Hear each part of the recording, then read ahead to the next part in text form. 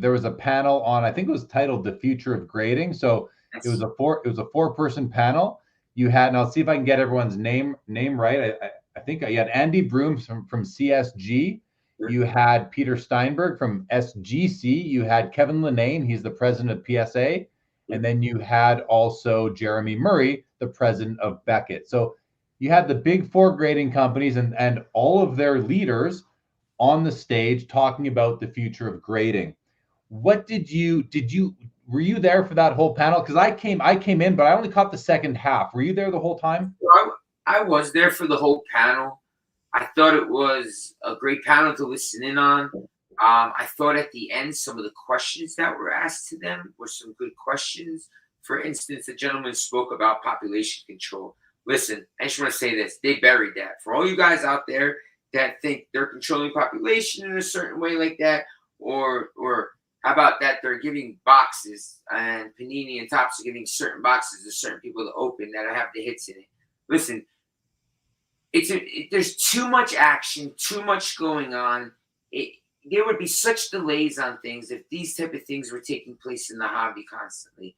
Hearing them speak about population control and lay that to rest was a great thing.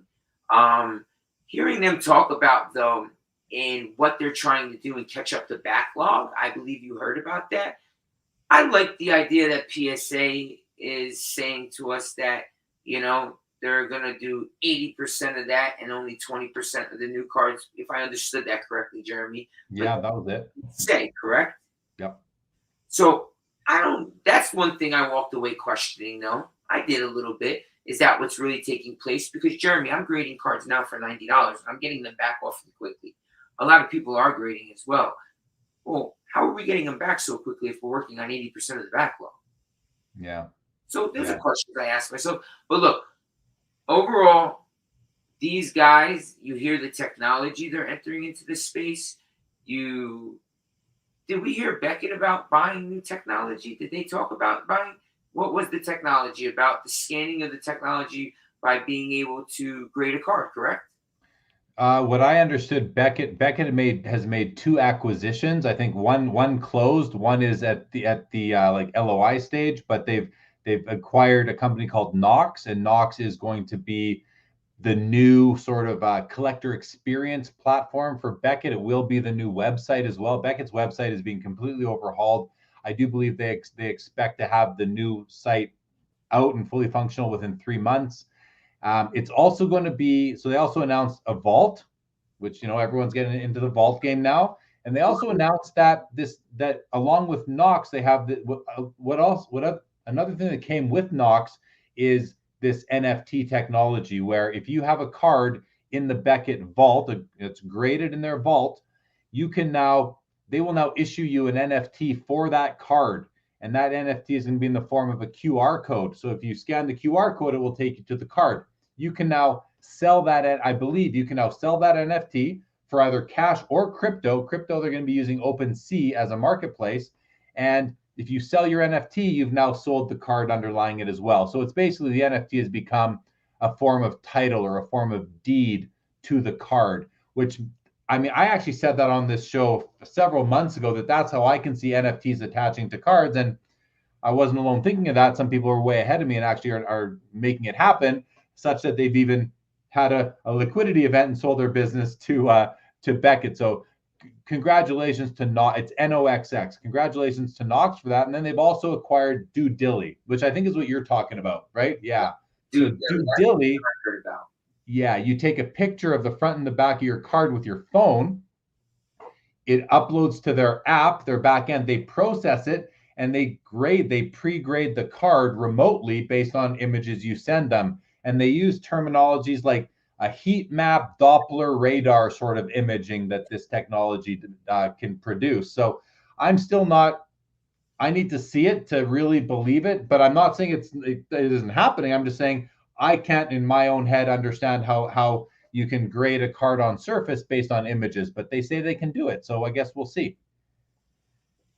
I guess we will see. I heard that, I guess, taking pictures of maybe a PSA 10 Zion and not taking just one 10, but having 100 different 10s and taking all those pictures and building that catalog and building the algorithm, then the 9s, and then going to BGS and taking the 10s and the 9.5s and the 9s.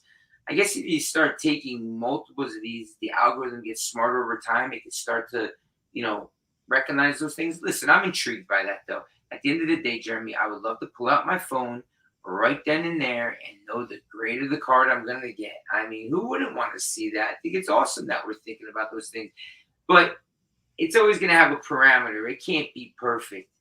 How could a phone scan something and now Beckett has to give me that grade? That's the thing I'm worried about, is the transparency factor there on whatever they say it's going to be. Now, how does that get implemented into the actual grade that we're going to get, Right. Yeah. It's similar to me to their raw card review, where they'll give you a raw card review, but if you take that card away from their booth at the card show and then try to resubmit it, you're no longer guaranteed the grade that the raw card review awarded. So I could see that being a similar sort of thing where the hobby just has to understand that, yeah, you might get a due dilly score of a 9, but Beckett's not going to automatically award that. It's more of just a bit of an indicator to you as to whether or not it might be worthwhile to send in.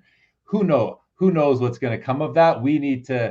I don't want to judge it now because I don't completely understand it, even though I was at the event where they announced it for the first time. That was a Thursday night. Beckett had a VIP party, and I luckily got an invitation thanks to John, the basketball card guy. But it was a fun event. They announced it, and some of it was over my head, but I want to see it in action and I want to understand it before I really judge it favorably or unfavorably, because I will admit I just don't completely understand how it's going to work. But yeah, that's something that came out of the Mint Collective, was Beckett's handful of announcements. The other thing that they made clear was that, they understand that the Beckett brand has stagnated and that they sort of dropped the ball on advancing technology for the last 25 years. And there's a new interim CEO in place. Seems like a very sharp guy. His name is Justin. He agreed to come on the show with me in the future. Real sharp guy.